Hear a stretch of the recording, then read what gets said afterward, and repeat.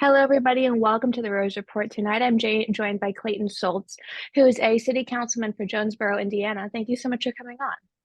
Yeah, thanks for having me. Glad to be here. So, I wanted to talk to you because there was a massive amount of libertarian upswelling of support this election cycle. We saw people really coming in and wanting a different choice than the standard Republican or Democrat options. So, why do you think that is to begin with? Well, I mean, I think people are recognizing the lies, right? I think people are starting to understand these wars that we've sold that should have been easy wins that were supposed to help people overseas aren't working after 20 years in Afghanistan. People saw the blatant lies or at least the hidden truths behind the COVID regime. And people are recognizing, in the age of the internet, they can't hide behind three networks that are on their side anymore. It's just Right. becoming too clear. That makes sense. And in your race specifically, was there a specific libertarian principle or policy point that motivated people or got them talking about you as a candidate?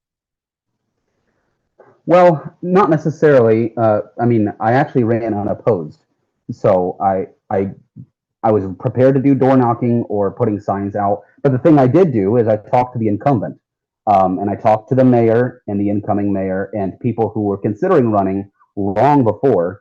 And I basically built relationships. And I think one unique aspect of the Mises Caucus is a small approach. Part of the reason why I think the Libertarian Party hasn't been successful before is we focus so much on the big headline races, which are great to get ideas out, but those aren't really winnable, and people feel like it's a waste of time. Whereas, if you go out and buy the city council person lunch a year before and say, "Hey, I'm thinking about running. What are your, where do you think I would fit well? What are your priorities?" And it turns out he was waiting for someone to come along that he Hmm. could kind of mentor and lead into the role. So if I did anything, it was building relationships in a small community. And then if you do that sufficiently, it shouldn't be a hard battle. I think that's true. And having interviewed several libertarians over the years, people running for bigger positions or people in the organization wing of the libertarian movement, I have often wondered why there is such a focus on the major seats as opposed to building yourself up from the ground. So, when you look at that, what kind of candidate recruitment is necessary to find people who want to build up from the ground, who want to have smaller seats? What kind of efforts need to happen within the libertarian movement to get that done? Yeah, well, I think the Mises Caucus has started. I think runaslibertarian.com, a focus on the local, right? People need a leader. And a part of it is, and we believe in institutions, if you just joined this libertarian movement, you join the party, you just go on their website, you're new, and they say, "Hey, our priority is this governor race or this Senate race or this president race." You just get plugged into what's already happening. So the fact that leadership is now focusing on local, I think the people are going to get more focused on local. And just recognizing, people feel like they're young. I'm 28, which I know is a little older than you, but that is not old at all. But you do not have to be old. You do not have to be super qualified to do some of these smaller roles. And if you see the people in them, they're not necessarily super impressive people. So it's not mystical. You just run and you just talk to people. And it's kind of like asking someone to be your wife, right? I mean, there's a certain race that you run just for the marketing to get your ideas out. Those are the bigger races. But there's races like the small ones. Is like you don't really try to run unless you already think you might win. Right. It's like you don't ask your girlfriend to marry you unless you're at least like 80% sure she says yes. And Right. so I think there's a similar strategy, like only run for the races that you think you can win. And I've wondered in terms of outreach to voters, having interviewed libertarians in the past, there seemed to be a big focus on national issues. So, whatever the mainstream media was talking about, whether it was the border or healthcare, there was a huge focus on this on the same federal issues. So, with what you're seeing in local races, did that shift this election cycle? Was there more of a focus on local issues, or are people just willing to talk more? Yeah, so I think it's a mistake of framing. So you're right. A lot of the most egregious policies and infringements on liberty come from the federal level, some from the Hmm. state level. And so it can be hard to get people excited about, a $500 fee from your city or civil asset forfeiture. And I think we've had this mistake before where we either push the national issues or we try to find local issues where we have a positive stance that we can Right. support as libertarians. But the Mises Caucus and myself have a different priority. It's like, yes, these national and state issues are the issues, and we as local representatives will stand up against them. I will not let my city hall be shut down because of some new pandemic.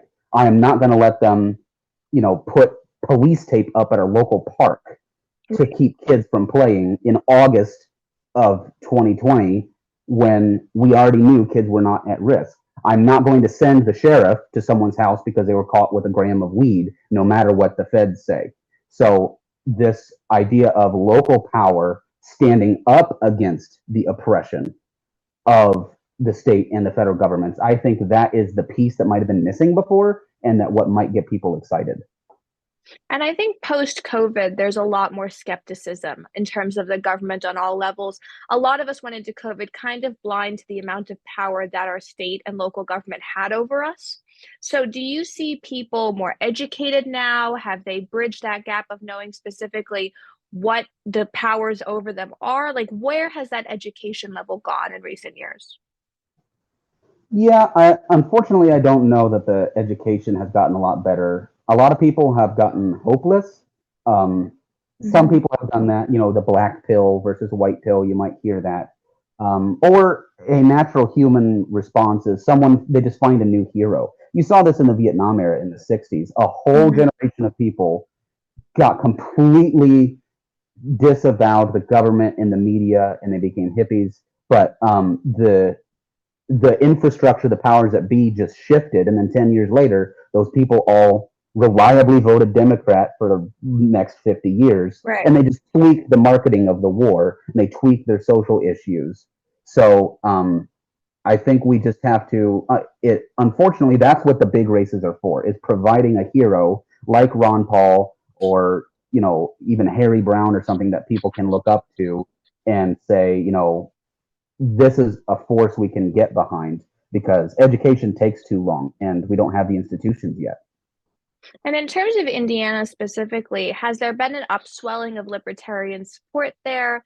Has there been a change? Because I know that Republicans are struggling across the Midwest to gain ground. There's been a lot of slipping in Wisconsin and other states. So in Indiana, is there a change politically on the spectrum? Yeah, and again, I'm hesitant to talk about people really shifting their ideology, because I think, the average person, rationally so, this isn't a knock on an average person, doesn't think about politics all that much. Right. They've inherited a worldview from their parents or from their public schooling. They think about it for a few months before they vote, and they're just going to default to what feels right based on their intuition. And that's very hard to change unless really the infrastructure and the culture and the way we communicate information changes at the highest levels. But one uh, one specific person that has done a lot. Shout out to Donald Rainwater, who ran for governor in Indiana. He got 13% of the vote, was polling at over 20%. And a big reason why he didn't get over 20% is because of straight ticket voting. A lot of Hmm. people just go into the booth, and for states that have straight ticket voting, they just pick a party and go straight ticket, even if they've never heard of the people. But um, and Donald Rainwater is the perfect candidate for Indiana because he's popular to kind of the old guard in the Libertarian Right. Party. He's great at fundraising. He dresses in a suit. He's very eloquent, things like that. But he's radical on the issues. He'll get up in a stage, over in front of 100 people and say, "Hey, we need to use the 10th Amendment and tell the federal government to back off, or else. Like, if it's not written in the Constitution, then you cannot tell Indiana to do it. Period." And that's the kind of he he has really helped the Libertarian Party of Indiana in his last cycle, and COVID helped that a lot. We'll see if that leads to a lasting change. I think a lot of it will be whether or not we, as the Libertarian Party of Indiana, in an infrastructure, can not monopolize, utilize it well enough. And I think that that shows how much having a competent leader at the top or at any level can change the game. Because within the conservative world, we've really struggled with that. I think Democrats struggled with that post Obama because he left such a power vacuum. So, in terms of libertarian leadership, what are the next goals, do you imagine, aside from having those big federal goals, like trying to get a president elected? What is the next stage? Because we're coming up on 2024. There's a lot of interest in it. I think there's even questions whether or not Biden will be the nominee. So a lot is up in the air. So what is the next set of focus goals? Well, I mean, I think the biggest goal for a next presidential candidate, at least from our caucus, and you have to recognize, just like anything, I'm in a specific faction, but getting the internet on the libertarian side. Our caucus has more or less given up on CNN and Fox News and the old media. We're focusing more on Tim Pool and Joe Rogan and Patrick Bet David and these million-plus viewer podcasts to and if we can get similar to the Ron Paul era, but on steroids, back in 2008, you go on YouTube, random YouTube videos, you'd see Ron Paul 2008. Right. But we didn't utilize that. Those turned into Bernie Sanders voters in 2016. I see. There wasn't an infrastructure. So if we can bring them in with the big name, and then in 25 or 26, if they have someone like me in their hometown doing the boring little races, that'll get them actually voting for Libertarian and seeing them win. That's how you keep them. They don't get turned into, they don't just follow the next hero, but you can actually plug them into an infrastructure that's existing. So this is the boring work, but it lays the groundwork for, I think, actual long-term ideological change in the population once that leader shows up. And that abandoning of the focus on CNN and Fox and MSNBC, I think it's a smart move across politics, because although those networks and their presence have a huge part in the election process, we're not at a point anymore where they dominate headlines. Because someone is on a Fox show or a CNN show, it doesn't mean that they're going to trend on Twitter. But if they're on a Joe Rogan podcast, they likely will. So in terms of that boring little work and what you're saying, a lot of Republicans have struggled to get into doing that work again. So what do you see as the way forward to even grow your amount of people? How is the recruitment of activists and door knockers going within your area and the larger libertarian movement? Yeah, I mean, that's hard. Sitting down with coffee for people. I mean, you start with your friends, right? I mean, that's a sales tactic from every pyramid scheme that you say. It's like you already have a network of 150 potential buyers, right? If you sell makeup or Tupperware, and you have to be careful so you don't burn all your social capital. But like, if you have 100 apolitical friends that really trust and respect you and like spending time with you, probably 5 of them will help you run a booth. Probably 2 of them would help you seal envelopes for your campaign just because they like you. Like at the end of the day, especially at this low level, it's about people. And at the high level, it is about ideas. I'm a very big ideas person, but at the low, the way you get someone sold on ideas is by getting them sold on a person, and you already have people sold on you. So volunteering doesn't mean that they go on the news and give a half-hour interview. That means like I said, manning a booth or loading things in their car and putting signs in yards. So that's what you got to do. And I think that's an interesting point, because a lot of times people in politics struggle to say, well, how are we going to reach out to people? How are we going to bring in all these new voters? And they don't start small enough. And a lot of the Tea Party success was starting in smaller communities, was having those smaller rallies. So in terms of the social media world, what do you view as the next steps in helping to get the message out even more? Because I know that there's sort of a gap in the amount of coverage certain parties get. So how is your caucus and the libertarian movement pushing out on social media? Yeah, I mean, I almost disagree. I mean, there's the old media, the people we kind of given up on, definitely that's not fair. But I mean, if you look at the slate of candidates that are political on on Twitter that are trending or on the podcasts, I mean, with the exception of like some Daily Wire hosts or some old guard liberals, but we punch above our weight. I mean, that should always be, if you have 5% of the population, you need to be talking to 15%. Don't go for 60. If you have 5, go for 15. Once you're at 15, go for 25 that are listening to you. You're a conservative. I know you're not a libertarian. At least you don't identify as one. But the fact that we're even having this conversation shows some level of we're copacetic on some things. I'm within your Overton window. Right. Which if this were 1980 and you were a conservative, why would you talk to a libertarian? That's just a waste of time.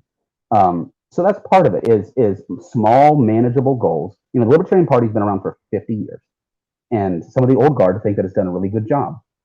And in some ways it has, but there's a lot to be desired. I think we tried to bite off maybe more than we could chew, going for trying to do these big name races where it's like, you convince that one podcast host, you do that one Twitter follower. Jordan Peterson, we just got a couple libertarians on his podcast, and he's not a libertarian for sure. Right. But now he's pro Bitcoin, which that wasn't a thing before. So just little chunks at a time. And I've often wondered, seeing how libertarians have done in past election cycles, why there was not an effort, and it seems like there is now, to say to conservative voters in certain areas, look, your Republican isn't going to get elected. They're hated, or they're too Trump, or they're not enough Trump. Go with this other option, because as a conservative, I would much rather we have an entire slate of libertarian candidates than far left people or Bernie Sanders people. So there is a lot of room there.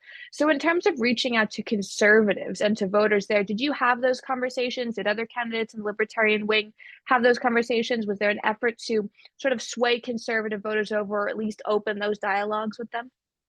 Yeah, for sure. And internal discussions, and it's state by state. If you're in a primarily Republican state and you're running against a Republican, you can't seem too Republican. So there is a difficulty there. What I normally go for is, even what people say they believe, the parties don't represent that, at least at the top level. Even Ronald Reagan, who's worshipped, he ran in 1980 on defunding the Department of Education, and now. And he completely failed. He just made it bigger. And if you talk to an average 50-year-old Republican and say, let's get rid of the Department of Education, they'd say that's crazy. But then they're proud that they voted for Ronald Reagan. It's like, you're not even listening to your own rhetoric. So you have to play on the issue at the time and where you are. If cannabis is really important in your area, then you harp on cannabis and medical freedom, and you're going to sound like a Democrat. If high taxes and property rights are the issue, you're going to sound like a Republican. Like, you have to drive the conversation and reach out to people through issues. Mm-hmm. Like, you're not going to turn people into libertarians in a day. You're going to convince people of one issue at a time, and then hopefully plink away at their armor until it's like, yeah, I'm more libertarian than anything else. Mm-hmm. And I'm glad to see there's more of a nuanced effort, because one of the major stumbling blocks for right-wing and left-wing parties has been the fact that there's not been a lot of nuance. It's been very monolithic. It's been very specific. You must fit this litmus test to vote or to be one of our candidates. So just sort of in closing, do you see this change in a focus on nuance as being something that's going to continue on? Because I think it's something that can help libertarians quite a bit. This focus on specific issues for specific areas of the country. Is that something that's going to continue on and help the libertarian movement grow? Well, yeah, it will continue on if the people in my camp continue to maintain power, right? Mm-hmm. And Indiana does it somewhat, I think, even though my caucus isn't in charge. I think Donald Rainwater was good at finding the issues good for us, but it's entirely up to us to carry the flag. And it's way easier to convince 50,000 people of something than 350 million people. And even though it's irrational, most people are willing to vote off their party line for a small election than they are for president, even though their vote's not going to matter for the president, and it will matter for the local election. That's not how people think. They think emotionally, and they see this person on TV in the national election. They're drawn to them. It's like, yeah, they're Republican. They don't really know the town council guy unless they're already friends with him. They might be willing to take a chance on you. So I don't even think it's about nuance, because if you hear me talk, I'm pretty bold. We try not to equivocate, but nuance in far as you have limited goals, and your goals are different based on where you are. Indiana is never gonna it's never going to legalize heroin anytime soon. That's not going to happen. It's too conservative. But we along with others got constitutional carry. We might be able to get rid of the property tax for homesteads.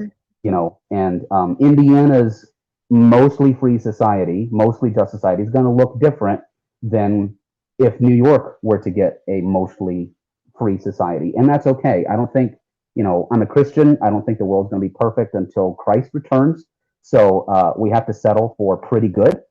And what pretty good looks like is different depending on where you live and what your culture is. And that's okay. Yeah.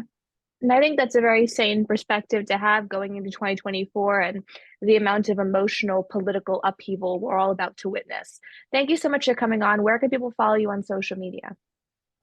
Yeah, so I have a personal Twitter. I'm not super active, but if you do want to send me a message, I'm at Clayton Soultz, just my name. But if you really want to support what we're doing, go to runaslibertarian.com and support national candidates, or go to lpin.org to support the Libertarian Party of Indiana. I'm the secretary there, and I really believe in what our state party is doing. So throw all your support that way. Perfect. And we'll link all that below. Thank you so much for coming on. Thank you so much, Magdalene. Have a good day. You too.